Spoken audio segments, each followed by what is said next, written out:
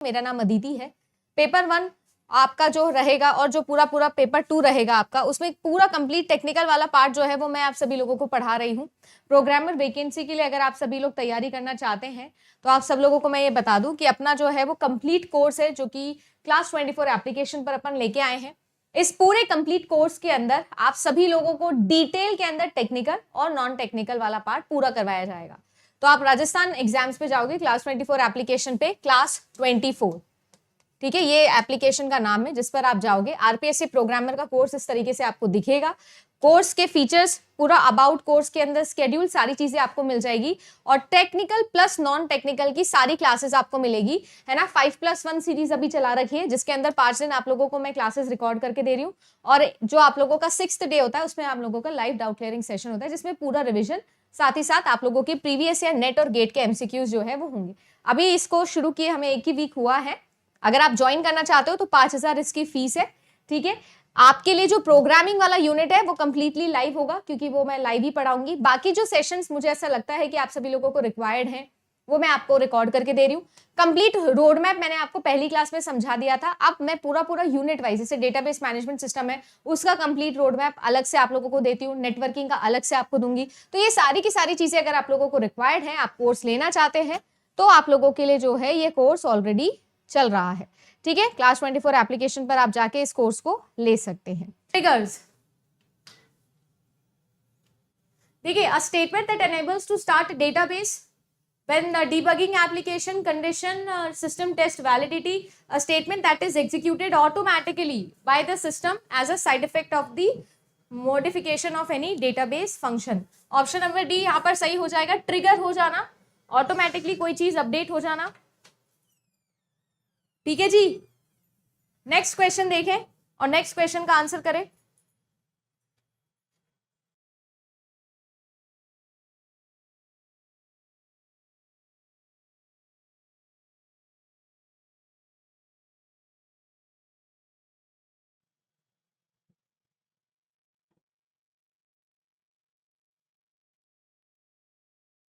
हाँ, option number D सही है यहाँ पर। नेक्स्ट क्वेश्चन देखो, कॉम्पोजिट एट्रीब्यूट्स और कॉम्प्लेक्स एट्रीब्यूट्स, दो की बात हो रही है। कॉम्पोजिट कौन से होते हैं मैम? कॉम्पोजिट होते हैं जो दो से मिलके बनते हैं, जैसे कि नेम और सरनेम, ये आप लोगों का कॉम्प्लेक्स होता है, सॉरी कॉम्पोजिट होता है, सही है ना? बताइए जी। तो composite attributes can not be divided into smaller सब पार्ट्स, बिल्कुल गलत बात लिखी है। अरे बिल्कुल गलत बात लिखी है मैम, ये तो बनता ही दो से है। कॉम्प्लेक्स एट्रीब्यूट जो होते हैं by nesting the composite attributes and the multi valued attributes, उनसे मिलके बनता है, ये बिल्कुल सही बात लिखी है। मिक्सचर होता है। A derived attribute is an attribute whose values are computed from other attribute, ये भी बिल्कुल सही बात है। जैसे for example date of birth, date of birth से आपका जो एज है वो आप डिराइव कर सकते हो, तो एज जो हो गया वो आपका डिराइव्ड एट्रीब्यूट। एकदम basic concept of database management system, relational database management system first class में जो हम पढ़ते हैं वो क्वेश्चन 2022 में आपका बन गया था। अगला सवाल देखेंगे, कंजर्वेटिव 2PL जो होता है वो डेडलॉक फ्री होता है। थॉमस राइट रूल एनफोर्सेस करता है कॉन्फ्लिक्ट सीरियलाइजेबिलिटी को। टाइम स्टैम्प ऑर्डरिंग प्रोटोकॉल जो होता है वो इंश्योर करता है सीरियलाइजेबिलिटी को based on the transaction time stamp. Serialisability अगर मैम हमको चेक करनी हो तो क्या करना पड़ता है? सोच के देखिए आप कि अगर कॉन्फ्लिक्ट सीरियलाइजेबिलिटी चेक करनी है तो क्या करना पड़ता है। आपको याद है हम लोगों को डैग बनाना होता है। हमको डैग, अगर डैग मिल गया तो कॉन्फ्लिक्ट सीरियलाइजेबल है, नहीं तो नहीं है। डैग बनाते समय कुछ रूल्स होते हैं हमारे पास में, जितने भी स्केड्यूल्स होंगे और जो भी ट्रांजिशन है, जैसे ट्रांजिशन 1 और ट्रांजिशन 2, इसके अंदर हम लोगों को देखना होता है कि सेम वेरिएबल पर जो है ट्रांजिशन आपका काम करे। सबसे पहली चीज, एक रीड हो तो दूसरा राइट हो, यानी कुल मिला के एटलीस्ट एक राइट फंक्शन हो रहा हो। और तीसरा और बेसिक सा चीज ये है कि दोनों जो ट्रांजिशन हो वो डिफरेंट हो। सेम ट्रांजिशन नहीं, हम डिफरेंट ट्रांजेक्शन की बात करते हैं, ठीक है ना। अब जिस ट्रांजेक्शन से हम दूसरे ट्रांजेक्शन को चेक कर रहे हैं हम उसकी तरफ एरो बनाते हैं। जैसे मैं ये T1 और T2 ऐसा नोड बनाऊंगी और अगर इन दोनों के बीच में एक रीड राइट कॉन्फ्लिक्ट आ रहा है तो मैं क्या बनाऊंगी? एरो बनाऊंगी। और ये जो है मैम ये कैसा होना चाहिए? डैग आना चाहिए। बिल्कुल, वेरी गुड। अगर लूप आया, कोई भी लूप आ गया तो वो कॉन्फ्लिक्ट सीरियलाइजेबल नहीं होगा। बट क्या सारे के सारे स्केड्यूल्स को कॉन्फ्लिक्ट सीरियलाइजेबिलिटी के बिहाफ पर आप चेक कर सकते हो क्या कि वो डेडलॉक फ्री होंगे या बेसिकली वो कंसिस्टेंट स्केड्यूल्स होंगे? जी नहीं मैम, ऐसा कंपलसरी नहीं है। क्यों? क्योंकि कॉन्फ्लिक्ट सीरियलाइजेबिलिटी के बड़े भैया आते हैं और वो है व्यू सीरियलाइजेबिलिटी। वो क्या है? View serialisability. जरूरी नहीं है कि सारे के सारे जो है वो आपके कॉन्फ्लिक्ट सीरियलाइजेबल हो। कुछ स्केड्यूल्स ऐसे हो सकते हैं जो व्यू सीरियलाइजेबल हो और स्टिल कैसे हो? कंसिस्टेंट हो। और व्यू सीरियलाइजेबिलिटी चेक करने के लिए हमको क्या करने होते हैं? रूल बता सकता है क्या मुझे कोई? अगर मुझे व्यू सीरियलाइजेबिलिटी चेक करनी है तो मेरे पास में क्या रूल होते हैं? कोई रूल याद दिला सकता है मुझे?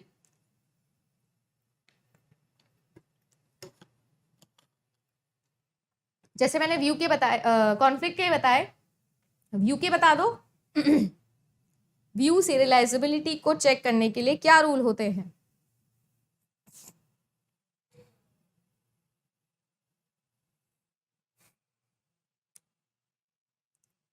ब्लाइंड राइट हो सकता है, वेरी गुड। और नहीं, रूल क्या होते हैं? देखो 3 चीजें चेक करनी होती है मैम। इनिशियल रीड है ना मैम, इंटरमीडिएट रीड और फाइनल राइट। मैम ये 3 चीजें आपको चेक करनी रहती है। अगर ये तीनों चीज जो है इसमें कोई कॉन्फ्लिक्ट नहीं आ रहा है तब हम लोगों को कोई दिक्कत नहीं है, वो आपका स्केड्यूल व्यू सीरियलाइजेबल हो जाएगा। और अगर वो व्यू सीरियलाइजेबल है तो भी वो कंसिस्टेंट हो सकता है। बट क्या ये जरूरी है कि सारे कंसिस्टेंट जो आप लोगों की कंसिस्टेंसी है स्केड्यूल्स के अंदर वो हम सिर्फ व्यू सीरियलाइजेबिलिटी या कॉन्फ्लिक्ट सीरियलाइजेबिलिटी से निकाल सकते हैं? ऐसा भी नहीं है। हो सकता है कुछ ऐसे स्केड्यूल जो व्यू सीरियलाइजेबल भी ना हो बट स्टिल कंसिस्टेंट हो सकते हैं, ऐसा भी हो सकता है ना। Very good. Art food gallery, क्या नाम है आपका बच्चे? नाम क्या है? रियल नाम क्या है? ये तो आपने अपना आईडी बना रखा है। बहुत अच्छे, आपको सारी चीजें टिप्स पे याद है, मुझे बहुत अच्छा लग रहा है ये देख के। Very good. कंजर्वेटिव 2PL जो होता है वो डेडलॉक फ्री होता है कि नहीं होता है? बिल्कुल होता है। कंजर्वेटिव 2PL कहता है कि मेरा कोई क्या नहीं होगा, ग्रोइंग फेज होगा ही नहीं।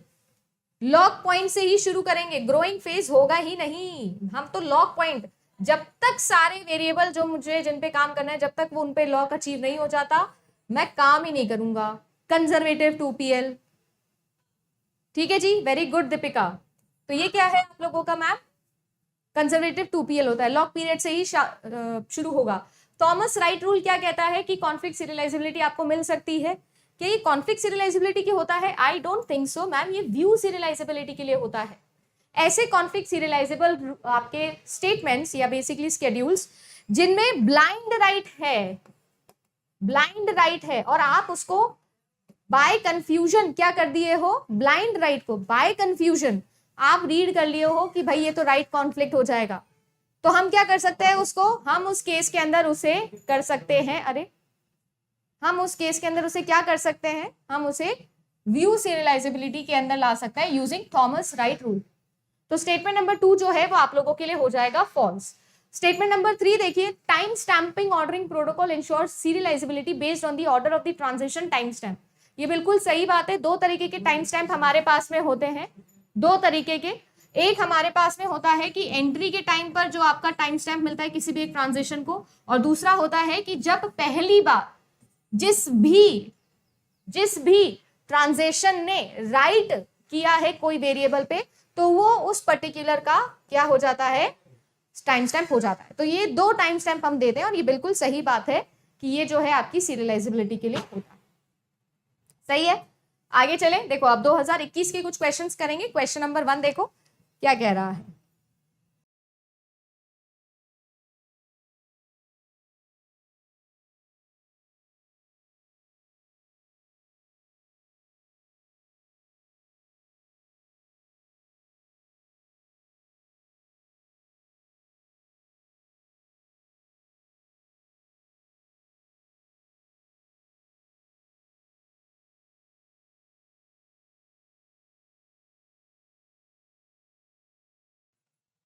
चलिए जी नेक्स्ट क्वेश्चन देखें। I clear net examination, target is JRF। Very good Deepika, I hope कि इस बार हम लोग साथ में JRF कर ले। देखो जी, a transition may be in one of the following states during its execution life cycle. Concurrent execution environment के अंदर फेल्ड है, टर्मिनेटेड है, पार्शली कमिटेड है, कमिटेड है, एक्टिव है। तो हम सभी लोग जानते हैं सबसे पहले हमारा ट्रांजिशन जो होता है वो फर्स्ट स्टेट कौन सी होती है? फर्स्ट स्टेट जिसमें हमारा ट्रांजिशन जो है वो इनिशियलाइज होता है, एक्टिव स्टेट होती है। एक्टिव के बाद में वो कहाँ जा सकता है? पार्शली कमिटेड में जा सकता है। पार्शली कमिटेड से अगर उसको फाइनल कमिटमेंट मिल जाता है तो वो कमिटेड हो जाता है, अगर ऐसा नहीं होता है तो वो फेल्ड स्टेट में चला जाता है। ठीक है, और फेल्ड हो या कमिटेड हो, दोनों की दोनों आप लोगों की कैसी स्टेट है? आपकी कंसिस्टेंट स्टेट है, राइट? दोनों की दोनों जो है वो आप लोगों की कैसी है? कमिटेड स्टेट है।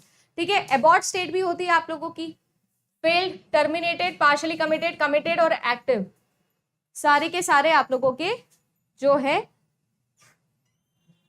वो काम कर रहे हैं। अब देखो बात ऐसी है कि आपसे ये पूछा जा रहा है ड्यूरिंग कॉन्करेंट एग्जीक्यूशन साइकिल, अगर कॉन्करेंट एग्जीक्यूशन साइकिल में है तो हम देखो या तो हम लोग फेल्ड स्टेट पे जा सकते हैं या फिर हम किस में जा सकते हैं? पार्शली कमिटेड में जा सकते हैं, क्योंकि एक समय पर अगर एक ही प्रोसेसर है तो कोई भी एक ही काम हो सकता है, मतलब कोई भी एक ही काम हो सकता है ना, आप एक साथ कमिट नहीं कर सकते, एक ही काम हो सकता है, मतलब एक ही कमिट में जा सकता है। पर पार्शली कमिटेड तो मल्टीपल हो सकते हैं, जैसे ही ऑपरेटिंग सिस्टम रेडी क्यू से उसे भेजेगा रन में तो वो आपका कमिटमेंट कमिटेड स्टेट पे चला जाएगा। तो यानी कि आप लोगों का करेक्ट आंसर इसमें होगा option number D. Very good, सभी लोग जिन्होंने सही आंसर दिया है। नेक्स्ट देखो, which one of the following is used to create database? देखो, data definition language, data manipulation language, hypertext markup language, extensible markup language. Obviously हम लोगों को पता है क्रिएट करना है तो DDL हम यूज करते हैं। इसके अलावा भी हमारे पास में एक DCL होता है, डेटा कंट्रोल लैंग्वेज, एक हमारे पास में होते हैं TCL, ट्रांजैक्शन कंट्रोल लैंग्वेज। इसके अलावा बस यही होते हैं 4